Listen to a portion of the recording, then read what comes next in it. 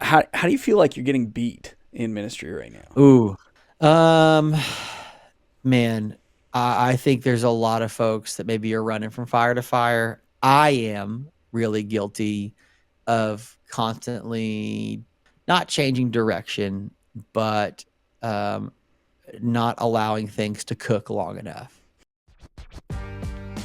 I know that your job is challenging and that you want to find the best possible ways to lead your students to a connected life with Christ.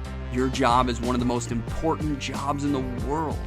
We want to use this podcast as a way to connect you with the tools that will help you succeed in this ever-changing world that is your youth ministry, helping you to bring the biggest impact possible.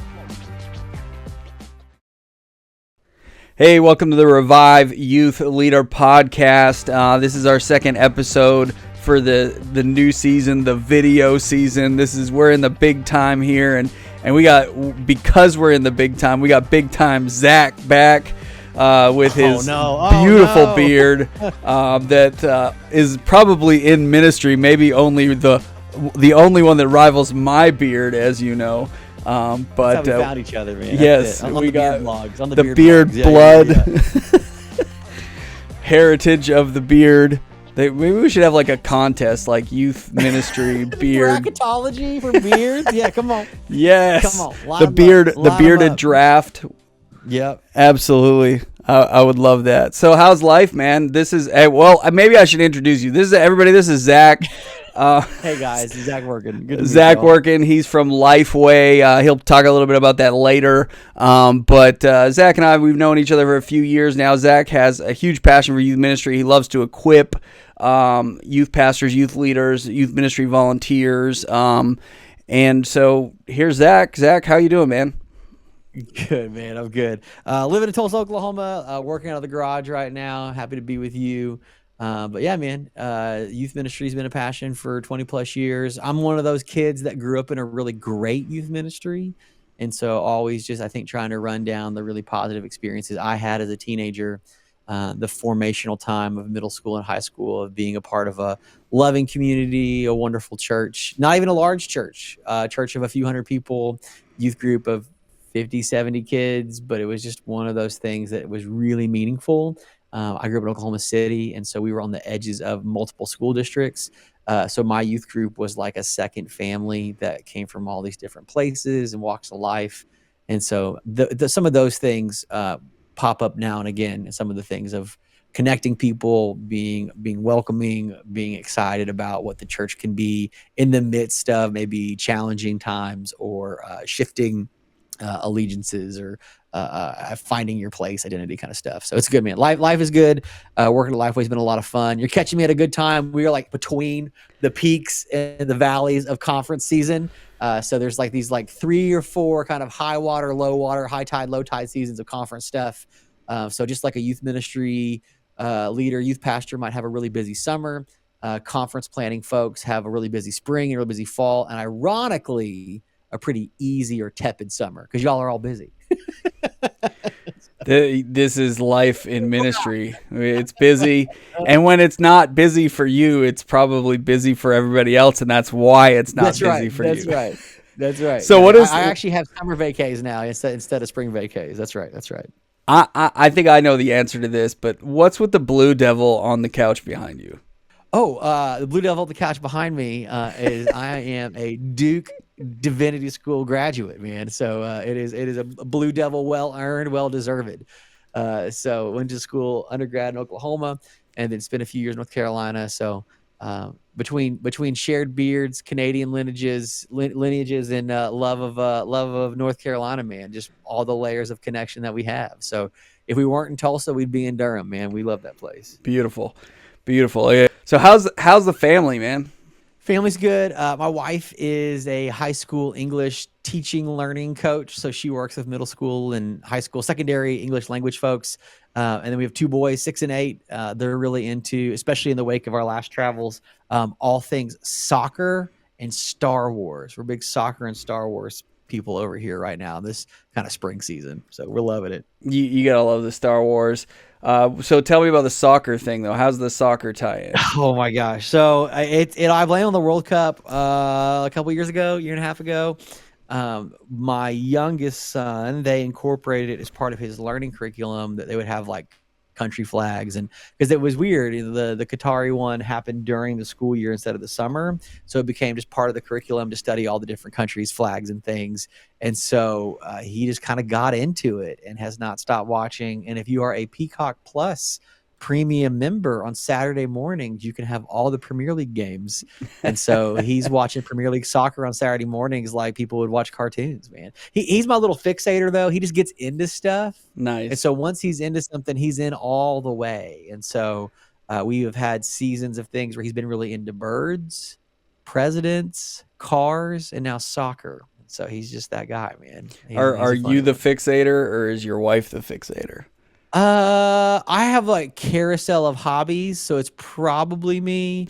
But when Gideon gets into something, like I'll try to juggle multiple things, like I'm doing this and that. He's just all about something for a while, and so it's really funny to watch. Like, like his like downtime. He's like when we had like a down Saturday the other week, he watched like a Pele documentary, like on his own. Like it wasn't even like, hey, we should watch this. It was like he was scrolling. He's like, there's a documentary about Pele. I want to watch that. And I was like, okay. So that was like his like TV time, was watching a Pele documentary that he like discovered on his own. So there you go. That's awesome, man. That's one of the things I love about the way we watch TV now. You can just kind of pick what you want, and you can find some really sweet documentaries. Yeah. I find usually the stuff that I end up like raving about the most is stuff that I didn't expect, like right. Find some random thing and you're like, that was really good. Yeah. No, there's very few like mainstream things anymore. It's always the like, have you heard about this thing that nobody else is talking about? Because I found it. I want everybody else to know. So, yeah. That's awesome. Hey, so we're here to talk about youth ministry. But what are the things that you're doing to impact the kingdom of God? Like what is your impactful thing that you're doing right now? Well, hopefully just serving faithfully at our local church. So part of our story is was on staff for a number of years at churches in Oklahoma, North Carolina, back in Oklahoma. We were in a church staff for 7 years here in Tulsa before taking the role at Lifeway. And so I am now a volunteer in the church ministry of the place that I was on staff. So literally seeing it from the other side of the curtain, fence, gate. And so it's really fun to be serving in a ministry where you helped hire the high school and middle school minister that are now leading it. So loving that. That's awesome. I'm also on the pastor search committee for our senior pastor search, which is the Lord's work, I am assured. We meet weekly. It has been one of the most rigorous commitments I've ever given myself to. And then, man, I don't know. I hope that the work that we do at Lifeway is kingdom impactful and the ways in which we encourage and equip youth ministers. But more than that, I hope the conversations that I have at the gym and the coffee shops by living here in Tulsa, growing roots here in Tulsa, are meaningful. I think about my friend at Planet Fitness, Matthew, that I see every weekend, and we talk about life and faith things, and that's not always been good or true in his life, and so we talk about that a lot. But then I also think about the different baristas at the two coffee shops I go to a lot. So I hope those matter and the things that we do. Yeah, that's awesome. You want to get those. At least I find those little interactions. I mean, we can get with church people, but of course, the whole point is to expand the kingdom, right? And I think that happens with how we interact daily. And even if you think about youth ministry, right? It's kind of a skill that you try to pass on. That's something that you want to do. I hope so. I think there's a lot of youth ministry leaders that have designed ministries that would be good to produce more youth ministers. But I hope that all of us are considerate in the ways in which the teenagers in front of us are going to end up being teachers and business owners and nurses and attorneys and paramedics and moms and dads, and just finding ways that faithfulness could be true in their life, whether or not they're church staff or not. So in your role at Lifeway, I mean, I know you do a lot. There's a lot of speaking that goes on. There's podcasting. There's all kinds of other things. What do you feel like right now in your season in ministry? How do you feel in this season that you're crushing it? Like, what are you doing that you're just killing it at? Man, one of the things that I'm really excited about, the future of our stuff at Lifeway when it comes to training or coaching or equipping, is that team has now been all kind of rallied together.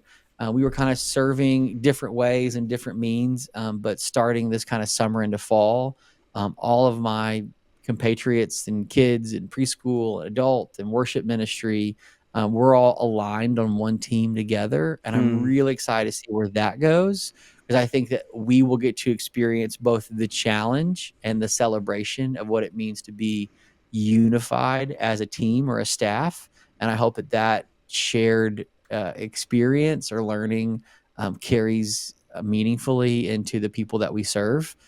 So instead of being like a lone gunman of youth ministry specialty, I'm now working in close quarters with our kids and preschool team leaders. Hmm. So that means when we talk about, how do we get everybody on board for a next gen push, we are walking through that too.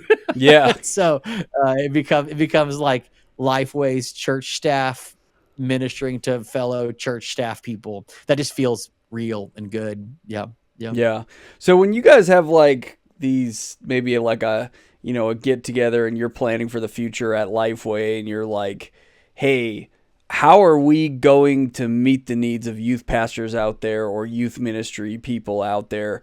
What does that look like? Do you guys just sit around in a room and just scrabble on a whiteboard, or what are you doing to come up with things that you think will help people in ministry?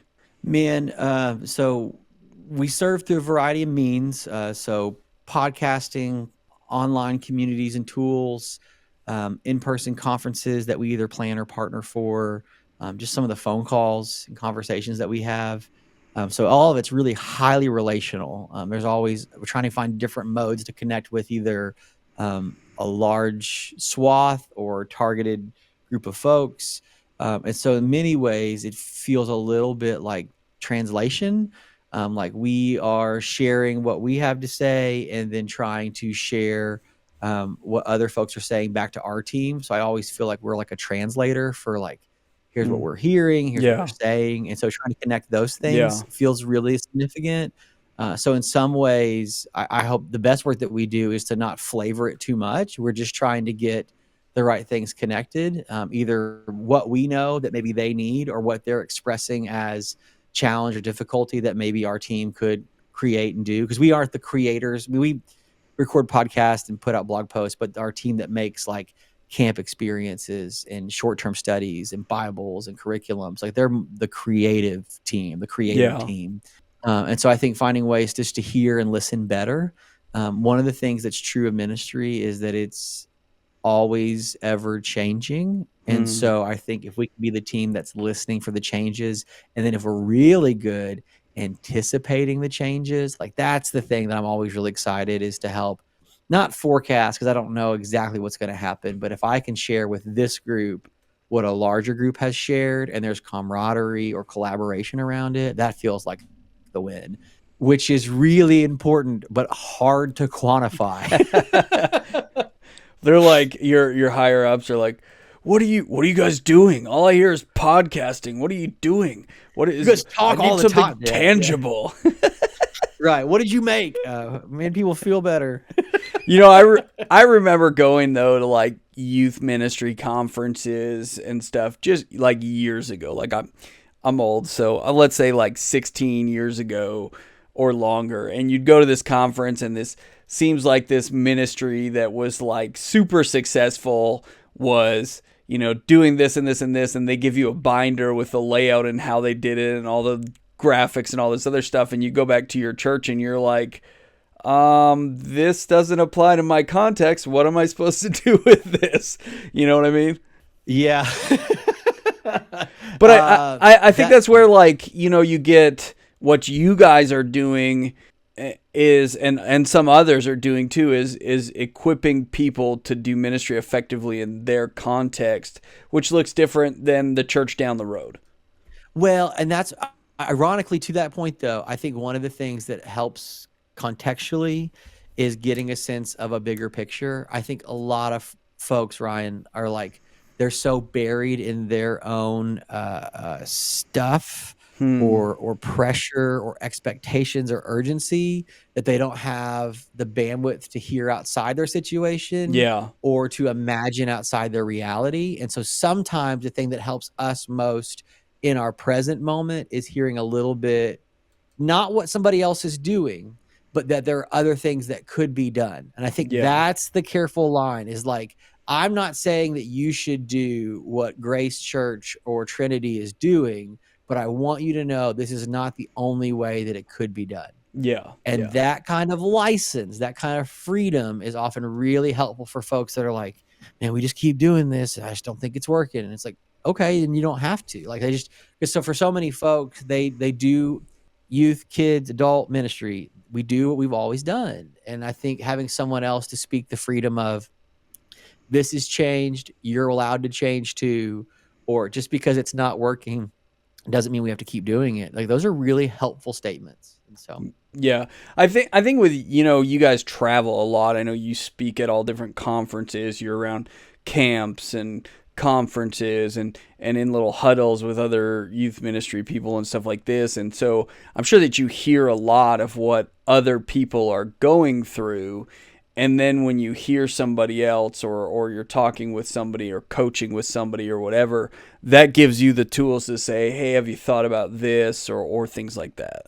yeah, no, again, being able to relate experiences, again, the translator thing of like what we've heard, what we can share, is always a really helpful thing. 100%. Yeah. So hey, we talked about like how you felt like you guys are winning or whatever.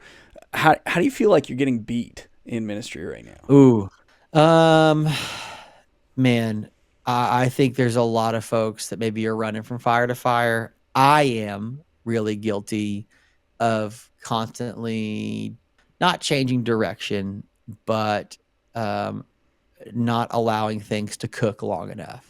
I Hmm. think one of the things that we're gonna have to be, yes, we live in a time of a lot of change and ministry's changed. I think sometimes we try to move too quick and we don't always trust the process. I mean, youth ministry especially is unique because we have them for like a set number of years. And so if it's like, well, this didn't work last year, we gotta change it. And I'm like, well, maybe it takes 3 years. There's a story that I share often as kind of a post-COVID learning. My wife got really into gardening. That was like her COVID habit. So like I took up smoking meats and she took up gardening in the yard because we have this really great little green space that we just didn't do as much with, but we had time because we were home all the time.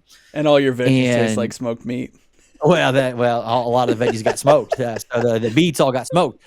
So she planted some kale, some beets, and some strawberries because our boys love fruit and they love strawberries.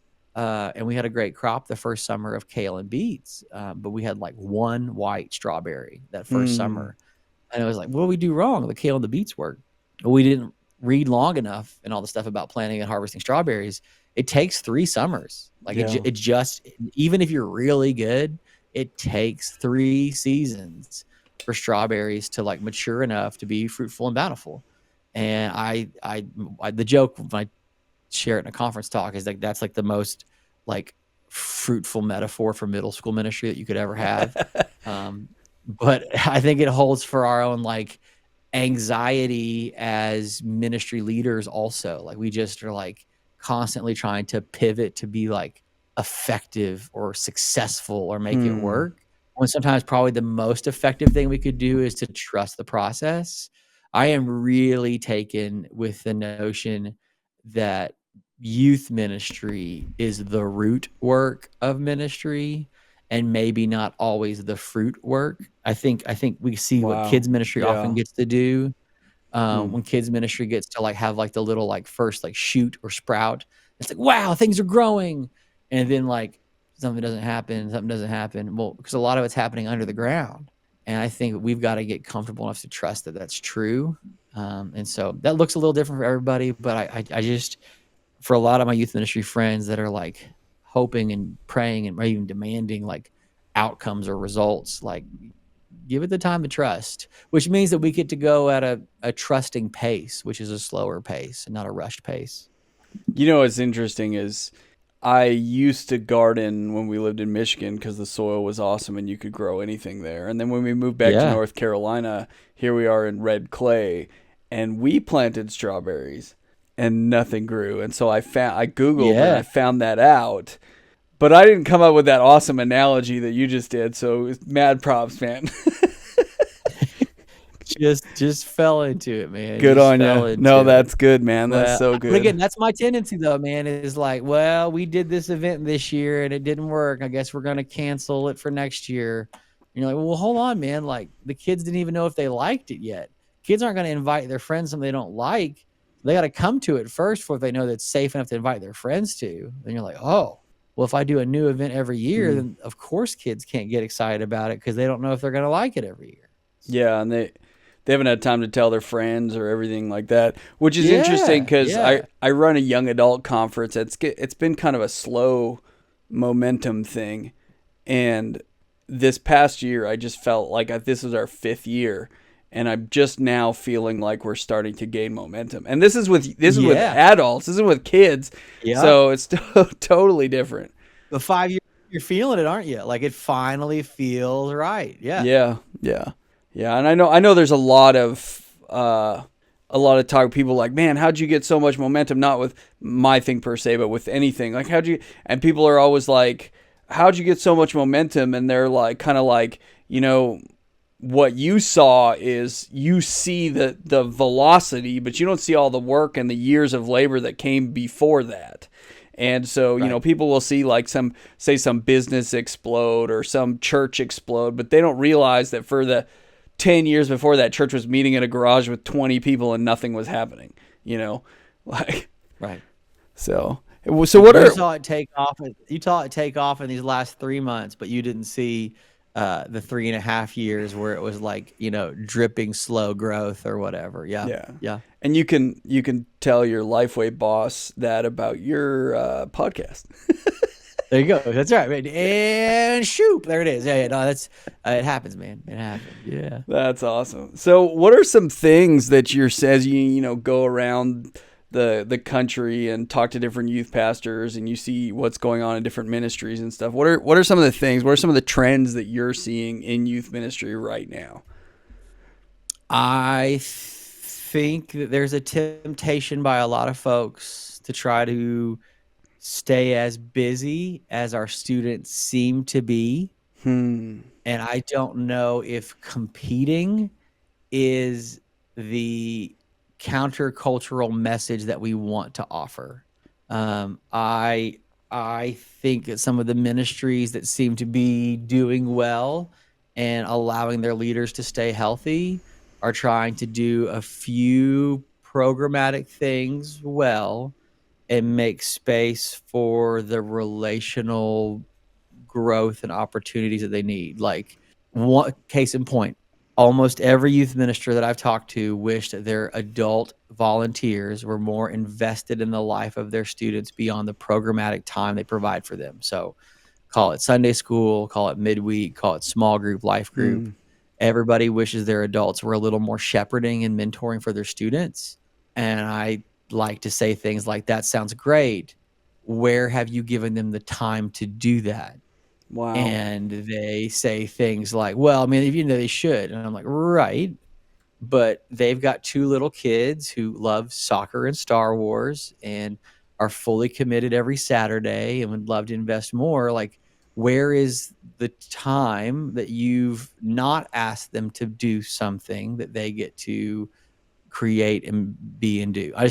Everybody's so busy. I don't know if us trying to outdo in the same way that like youth ministry time needs to be fun, but I don't think we're ever going to be as entertaining as what our students have otherwise, right? Like I Hmm. think you can have a lot of fun and play being together, you know, basketball, dodgeball, river rafting, Fortnite tournament.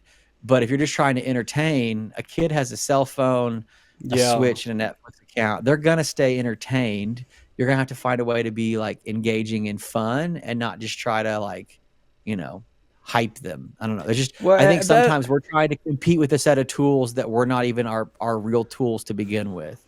Yeah, that I think there's a lot of good wisdom in there because we've tried for years. Let's face it, youth ministry has tried for years to be the cool part of ministry, or the exciting, but you could go to Six Flags or Carowinds, or you could jump on your phone and watch a movie, or you could go to wherever. There's so many things that are out there that are so much more entertaining. So what are we trying to feed these kids? What are we trying to give them that will equip them for the tools for the future? And I think as a youth ministry veteran who's been in youth ministry for almost 20 years now, I've seen something is that the young people who I spent time nurturing as people and coaching and, taking out for a meal or going to their little league games or whatever, those are the ones that I see the most success when I look back on. Like, this is the craziest thing, and just a little story. So I'm kind of transitioning into a different phase. Youth ministry is always going to be a passion of mine, but I'm planting a church right now, and it's targeting young people. I mean, we have all different ages, but it's targeting young people. But interestingly enough, my head elder at that church used to be one of my students years and years ago, and I nurtured him, and we had a lot of good conversations, and I invested in him, and now he's super active in volunteer ministry, and he's the head elder of my church. He's like 30, and dude's head elder. It's awesome. Like, that's awesome. He motivates me so much because of this stuff, and I think that's what ministry is about. It's about those moments of investment. You're being a guide to these kids. You're not the fun person. You're the guide. Yeah. That's right. Well, again, that's a better tool set for you, right? Like, I mean, like a lot of, especially as an aging youth minister, like, man, like you ain't as cool as you once was. And so I think what you have to offer, though, is mentorship. I mean, that's wisdom is unfortunately dying virtue. And I think folks that are older and aging gracefully, that are still kind enough to listen to students sincerely, to see them and to value them, man, the whole rest of our kids' teenage lives right now are being marketed to. And so if your ministry is just a marketing machine of the larger church body and not a care and relational and knowing machine, then yeah, man, like if all of your messages sound lit, hype, fam, and not like caring and concern, like that's a better role anyway. It's so much less cringe to be a shepherd than it is to be an influencer. Yeah. Well, I got to share a story. So yeah. Come on, bring it. I had to speak one week, and I mean, I speak most weeks now, but especially since I'm planting now. But I was writing a sermon, and there's all this AI stuff, and I'm like, let me use ChatGPT and let me put my sermon in it and see if I can change the wording so it fits like a younger culture better or something like that. And just to kind of see what happened. Like, hey, let's go with this. Let's see what happens. So I already wrote my sermon out. I put it in. I gave the parameters of like, hey, I'm speaking to this denomination and they're an age group about this. Can you help me reword this in a way that's relevant to maybe like 20-year-olds? And it spit out this stuff. And it was my sermon, but it was like, I'm reading through this and I'm going, I can't talk like that. Yeah. I was like, I had to go back because I'm like, I'm not saying those words. Like, I will look like a fool if I get up there and try to. So it's just, be yourself, be real, and use the tools that God's given you to affect people the way that you're 100%. meant to. Yeah. 100%. So, using the tools that God's given you, he's put you in this role in Lifeway, you get to hang out with Chad all the time. I'm sure you guys unfortunately, that's the real cost. That's the real cost. But, so what are you guys doing at Lifeway? Like, what's your plans? Like, what are something that we can get excited about or get on board with, things like that? Man, our ongoing work. So summer signups for Youth Ministry Booster cohorts, masterminds. It's the most affordable way to get group coaching throughout the year. Season 6 is going to be really exciting. It's highly practical. We're going to diagram and dive into some of the key functions, purposes, practices of youth ministry. We're really excited about that. Conference stuff. We are regionally coming to visit different places through our Essentials conference at lifeway.com/essentials. But then probably the most relevant right now is this fall. First bit of October, September 30th, and October 1 and 2 is our ETCH conference. If you are serving preschool kids, youth, next gen, young adult ministry, bring the whole team. That is our big fall in Nashville fun.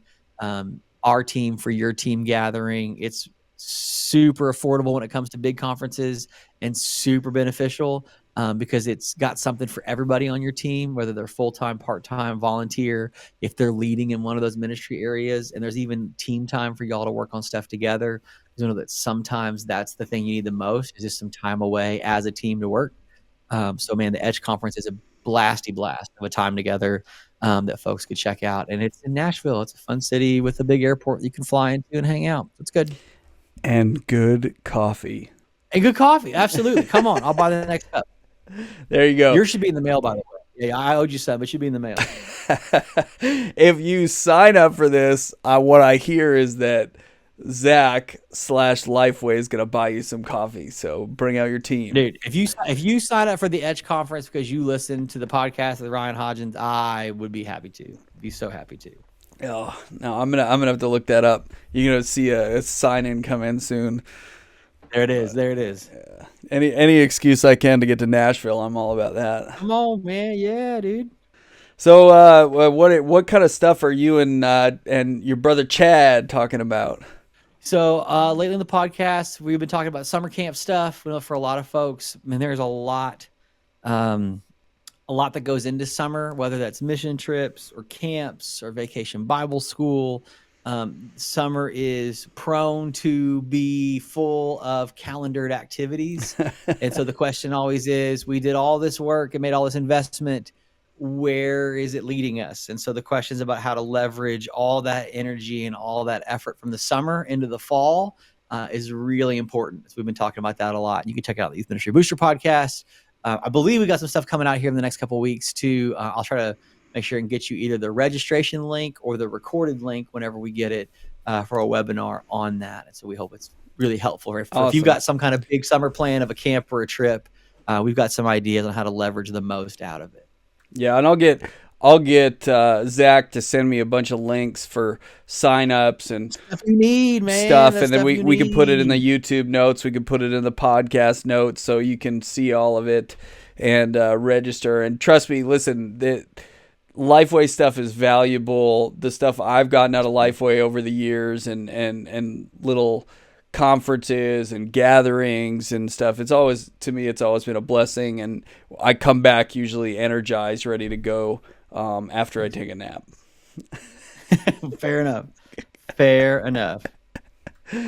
That's awesome, man. So life's been good out there in Oklahoma, and you guys are just chilling right now.